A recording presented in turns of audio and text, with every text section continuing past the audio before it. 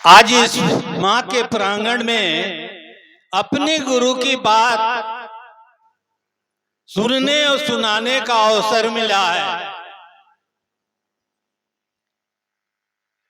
ये भी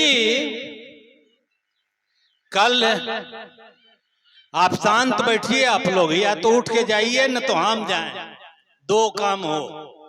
जिसको नहीं सुनना है वो बोले हम हट जाएंगे, न तो आप चले जाइए। तीसरा कुछ नहीं, क्योंकि आपके गुरु शिव हैं। जब आपसे पूछा जाता है कि शिव गुरु हैं कैसे, आप प्रश्न नहीं करती हैं।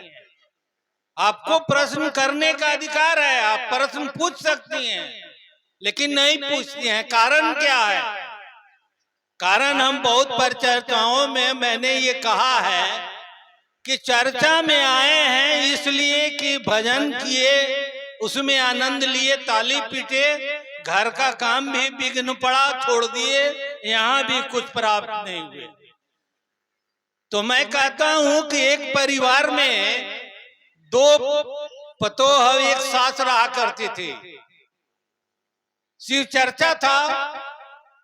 एक ने कहा कि मैं जाऊंगी, सास ने कहा कि मैं जा रही हूं शिव चर्चा में। तो एक पतोह ने कहा कि नहीं हम जा रहे हैं। साथ साथ छोटी वाली भी कहे मैं भी जाऊंगी। तो सास ने कहा ठीक है मैं घर में रहूंगी, तुम लोग जाओ। वो लोग आई चर्चा में। चर्चा में आने के बाद मिल गए कोई, जो आप लोग का गप में सड़का में चर्चा पार हो गया। घर में गई तो सास पूछी कि फलना भैया आए थे, फलना भैया आए थे, उन्होंने क्या कहा? तो कहेंगे क्या कहेंगे वो लोग? कहे कि हरे राम कृष्ण कृष्ण हरे हरे, हरे राम राम राम राम राम। दूसरा से पूछा कि हाँ हुए दूसर का, वो बोले कि हरे कृष्णा कृष्णा कृष्णा। तो यही स्थिति होगा। नहीं सुनिएगा, कोई पूछेगा तो अल के बल बोलिएगा, नहीं तो चुप रहिएगा, मुंह लटका के बैठे रहिएगा। जैसे कहा जाता है कि कितने हम लोग, ये तीन सूत्र जो हमारे पास हैं, ये तीन सूत्र आए कहां से? ये तीन सूत्र किसने दिया? आज का लेखक हाथ का मोबाइल सबके हाथ में, देखे कि हाथ में टांगे हुए घूमते हुए सबके करीब करीब फेसबुक पर आ रहा है। जिसको जो बुझा रहा है अपना चर्चा जो है तो फेसबुक पर लोड किए जा रहा है।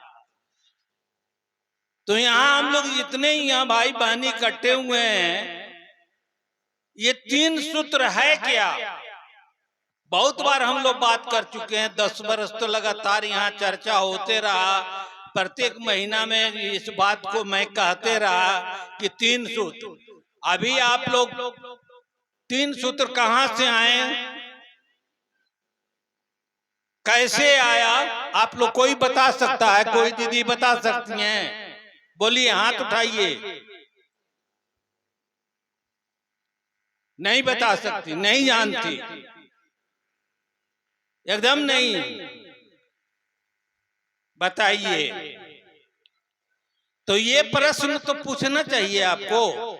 जिसने आकर ये संवाद दिया कि भैया शिव आज भी गुरु हैं, शिव जन का गुरु हैं, उनका शिष्य बना जा सकता है, परिणाम है।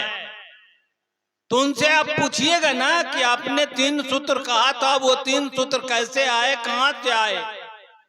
ये आपका अधिकार है, आपको पूछना होगा। तो आप आई हैं ऐसे मंच पर, मैं अपनी बात बतला रहा हूं। मैंने 98 में शिव को गुरु बनाया। साहब के डेरे पर प्रत्येक मैं फोन करता था उनके पास। फोन जब नहीं उठाते थे तो मैं बैग उठा के पटना पहुंच जाता था। मैं प्रत्येक परिचर्चाओं में उनके साथ गया, शामिल हुआ। मैं वहां सुनता था, उनके एक एक पंक्ति, एक एक शब्द को सुन करके उसको लिखता था बाद में। एक बार किसी भाई ने हमको मंच से कहा कि अब हंटरगंज मिथिलेश सिंह भजन गाएंगे। उसके बाद साहब पिनक के खड़ा हो गया, अरे भजन काहे गाएगा, भजन किसने बुलाया, चर्चा करेगा, चर्चा के लिए बुलाओ। तो लोग साहब के पास पर्ची भेजा करते थे कि मैं चर्चा करना चाहता हूं सर, कैसे करूं, कि साहब ये कहते कि करोगे। उस सारी बात को आपको पूछने का अधिकार है, हम भी पूछे हैं। आप साहब अभी नहीं हैं, उनसे मुलाकात करना तो अब संभव नहीं है, क्योंकि वो तो चले गए। लेकिन अब जो लोग चर्चा में हैं, वरिष्ठ हैं, उनसे आप पूछिएगा ना, कि नहीं पूछिएगा। जब शिव गुरु हैं, परिणाम देते हैं, उनका परिणाम है, तो आपको भी, आपने भी शिव को गुरु बनाया है, तो आपको भी समझ में आना चाहिए कि शिव गुरु हैं।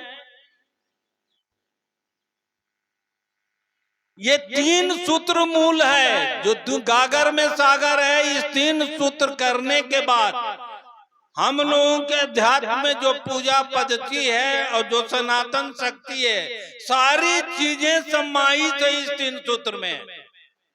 हम लोग दया की याचना करते हैं, दया को उलट दीजिए तो याद करते हैं। जब याद करते हैं हम लोग अपने भगवान के दरबार मंदिर में जाते हैं तो यादहीन करते हैं, पूजा अर्चना करते हैं, मंत्रों का जप करते हैं, तो यादहीन हुआ वो। तो हम लोग दया की याचना करते हैं। देखिए, एक महामानव जो धरती पर आया, जिसके अंदर, ये तो बड़ी लंबी कहानी है, लेकिन मैं बतला रहा हूं पुनः। मैं सैकड़ों बार इस मंच से माँ भगवती के दरबार में मैंने बतलाया होगा नहीं, कि ये तीन सूत्र ऐसे आपको मिले हैं। ऐसे तो बहुत कुछ लोग हैं, बहुत लोग चर्चैया बनते हैं अपने को। हमने तो मैं तो आज भी इस मंच पर आया हूं, मैं अपने गुरु से दया की याचना करते हुए ये कहा कि सरकार, आपका आदेश है कि मैं गुरु हूं, इसकी सूचना जन जन को दी जाए, लोगों को बतलाई जाए, धरती के प्रत्येक प्राणी को ये संवाद दिया जाए कि शिव आज भी गुरु हैं। उन्हीं के आदेशानुसार, उनके आदेशानुसार ही मैं उनसे दया मांगते हुए मंच पर आया हूं कि मुझ पर दया कर दीजिए, आपके गुरु स्वरूप की चर्चा कर सकूं। मैं आज भी सीखने आया हूं। ऐसा आप लोगों को नहीं समझना है कि सिखाने आया, नहीं, मैं अपने सीख रहा हूं। आपको चर्चा ही मूल है। 3 सूत्र जो दया, चर्चा और प्रणाम, ये जो 3 सूत्र हम लोगों को मिले हैं, तीनों सूत्र में मूल सूत्र 2 नंबर का है। साहब ने इसको बराबर, साहब कहा करते थे कि मैंने इसको 2 नंबर में इसलिए रखा था कि लोग कहते हैं कि ये 2 नंबरिया आदमी है, बड़ी धन संपत्ति अर्जित कर लिया, जरूर 2 नंबर से कमाया है। नहीं, हम लोग कहते हैं ना कोई कि बिना 1 नंबर से तो इतना पैसा नहीं। किसी को देखते हैं बहुत जल्दी अगर धन अर्जित कर लिया, खुद धन संपत्ति का स्वामी बन गया, तो हम लोग ये बात जरूर कहते हैं कि ये 2 नंबर से बना है। नहीं, इसलिए वो 2 नंबर में रखे। वही हाल यहाँ भी है। जितना अपने गुरु की बात लोग कीजिए, हम लोग अपना बैठ करके समय बर्बाद कर देते हैं, उतना ही में आप लोगों को तो समय ही समय मिलता है। साहब ने खाना परस दिया है, लेकिन आप खाना भी नहीं चाहती हैं। खाना भी आकर के हरिंद्रानंद खिला दे आपके मुंह में। खाना परसा हुआ है 3 सूत्र के रूप में। आप अपने मुख से तो लोगों को कहिए कि शिव का शिष्य बनिए, परिणाम है। 2-4 घोषणा तो आप कर लीजिए, आपको समझ में आने लगेगा कि हाँ, ये गुरु चर्चा है, शिव गुरु है। भैया ने जो कहा ये सत्य है, लेकिन हम लोग तो कुछ नहीं करते हैं। ले दे करके इस मंच पर, ये मंच भी महादेव का है। भजन गाती हैं आप, ठीक है, भजन क्या है? भजन ऊर्जा है। साहब ने भजन इसलिए रखा है कि चर्चा हम अभी कर रहे हैं, आप लोग को बहुत नीरस लग रहा होगा कि कब जाएगा यहाँ से कि हम भजन गाएं, वो गाएं। ये नीच आपके मन में ये बात आ रही होगी कि बक बक कैले है, जितना जल्दी हटे कि भजन लोग सुने। तो भजन जब चर्चा नीरस है, इससे मन अगता जाता है सुनते सुनते, तो इसी बीच में भजन दे दिया गया कि आपका मन फरार हो जाए, फिर नई ऊर्जा शक्ति में आ जाए। तो वो भजन कैसा हो, तब ना हम लोग जो भजन गाए झुमा दे। अब जैसे देखिए अंबा में शिव गुरु महोत्सव था, वहाँ एक भाई चंद्रशेखर जी थे बेगूसराय के, उन्होंने एक भजन गाया कि गुरुदेव तुम्हारे चरणों का जब ठिकाना मिल जाता, महादेव तुम्हारे चरणों का जब ठिकाना मिल जाता। ये भजन साहब 17 बार गवाए, उनका कंठ बैठ गया। तो साहब ने कहा कि चंद्रशेखर मेरे पास कुछ तो है नहीं, लेकिन ये रुमाल हो लो, जीवन में एक बार इससे जो चाहोगे इस रुमाल से तुम प्राप्त कर सकते हो। चंद्रशेखर 4 भाई होते हैं, उनके घर पर मैं गया हूँ, खाना खाया हूँ। चंद्रशेखर 4 भाई होते थे, 3 भाई नावल्द थे, एक चंद्रशेखर को एक पुत्री थी, यानी चारों भाई में उस खानदान में एक लड़की थी। वो भी इतने असाध्य रोग से पीड़ित थी कि वो पूरे भारतवर्ष के जितने डॉक्टर थे, सारे डॉक्टरों से वो दिखला करके थक गए थे, कोई फायदा नहीं हुआ। एक बार चंद्रशेखर को याद पड़ा, तो साहब एक बार याद पड़ा कि साहब ने जो रुमाल दिया था, इससे देखते हैं क्या होता है। रुमाल निकाला, उसने कहा आप जो कोई भी हो मेरी बेटी को ठीक कर दीजिए। बताइए एम्स और कहाँ बिलौर का दवा सूट नहीं कर रहा है, लड़की जस के तस है, और वो रुमाल घुमाते उसका मुंह पोंछते। गांव का होम्योपैथ, गांव प्रत्येक गांव में लोग डॉक्टर होते हैं ना, वो डॉक्टर दवा दिया, वो लड़की ठीक होने लगी है, ठीक हो गई। हम लोग सब कोई बैठ करके चर्चा हो रही थी, साहब के पटना में थे, B12 में उनका डेरा था।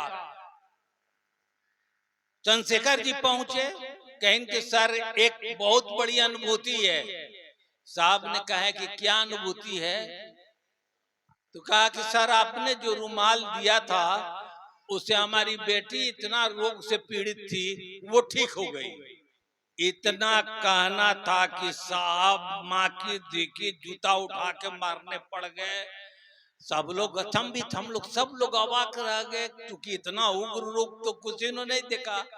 कहीं के साला ये चंडाल है, पापी है। ये बताइए कि अगर उस रुमाल से मांगने की भी एक शक्ति, अपना सोच भी होता है, ये भी होना चाहिए कि अगर ये रुमाल से ये कहता कि महादेव मैं चाहता हूं कि आप मुझे अपना शिष्य बना लीजिए, महादेव इसके गुरु हो जाते। और जब महादेव गुरु हो जाते तो ये लड़की क्या, इसको 100 को लड़की हो जाता। बोलिए, ऐसे ही रुमाल चला गया। मैं अपनी बात बतला रहा हूं। हंटरगंज में 1999 में शिव चर्चा था। साहब मेरे घर में 2 रात को रुके, तकिया छोड़ दिए, तकिया पड़ा हुआ था। हम के चलिए पटना जाएंगे तो लेते जाएंगे। उसके बाद दोबारा आ गए विजयादशमी के रोज, रुमाल से हाथ पोछे, कुर्सी पर हाथ लेके ऐसे रखे हुए थे, रुमाल भी कुर्सी पर छोड़ के चले गए। मैं सोचा, मेरी पत्नी भी साथ थी, रुमाल को उन्होंने अटैची में रखा है हंटरगंज में, और तकिया को लेकर के हम लोग गए हैं पटना, और वहां अटैची खोल के एक एक कपड़ा झाड़ के देख रहे थे। तो साहब बहुत मुस्कुरा रहे थे। तो पूछे कि मिथिलेश जी क्या खोज रहे हैं? हम कि सर आपका रुमाल था, कि रुमाल कहाँ आपको मिला था, आप रख नहीं पाए, जहां था चला गया। मेरे साथ हुआ है। मैं समझ नहीं पाया, बात में भी है, मैं नहीं समझ पाया, मैं वापस करने गया, कहीं कि जहां का था वहां चला गया, आप छोड़िए उसको, खोजिए उजिए मत। तो आप इसको अन्यथा नहीं लें। आप 3 सूत्र, आपको क्या लगता है 3 सूत्र में? अगर ढंग से आप बहुत प्रेम से अगर 3 सूत्र करती हैं, 3 सूत्र में तो एक चर्चा है जो करने का है, लेकिन 2 सूत्र दया और प्रणाम, ये कहने में कि हे शिव आप मेरे गुरु हैं, मैं आपका शिष्य हूँ या शिष्या हूँ, दया कर दीजिए न गुरुदेव। ये 11 बार कहने में, नमः शिवाय पंचाक्षरी मंत्र को 108 बार मनन करने में, उसे प्रणाम करने में मात्र 14 मिनट समय लगता है, इससे ज्यादा नहीं। मैंने कितनी बार कहा है कि आप सो के उठती हैं तो ठीक है, आप अपने बिछावन पर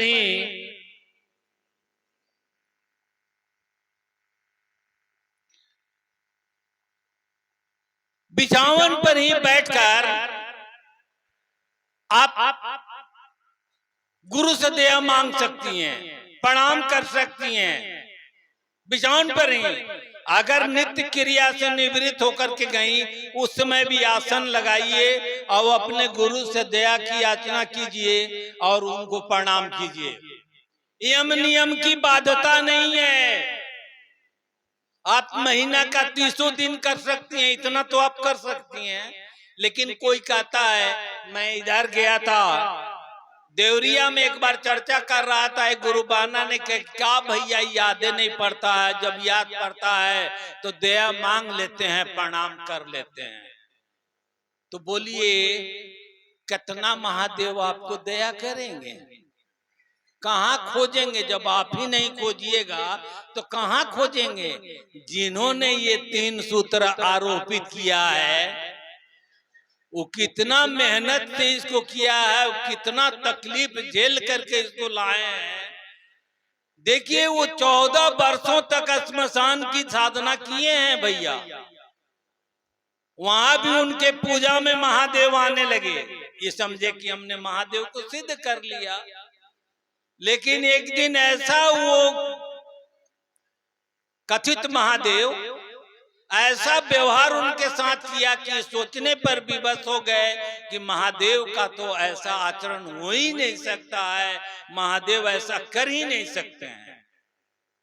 अब सोच लीजिए, जो 14 वर्षों की साधना, तब उन्होंने कहा कि ये सब प्रेत हैं, प्रेत के रूप में हमको परेशान कर रहे हैं।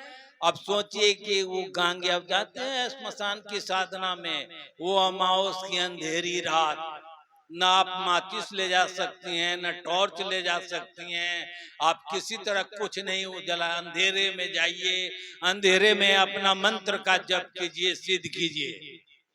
वो साधना 14 वर्षों तक उन्होंने किया और वहां से कुछ नहीं मिला। अब उसी में उन्होंने कहा कि अब मैं क्या करूं, कहां जाऊं? तो उनके दिमाग में आया कि गुरु ब्रह्मा गुरु विष्णु गुरु देवो महेश्वरा, गुरु साक्षात पर ब्रह्म तस्मै श्री गुरुवे नमः। कहीं कि अगर गुरु भगवान होता है तो भगवान गुरु काहे नहीं? इसी पर उन्होंने शिव को अपना गुरु बनाया।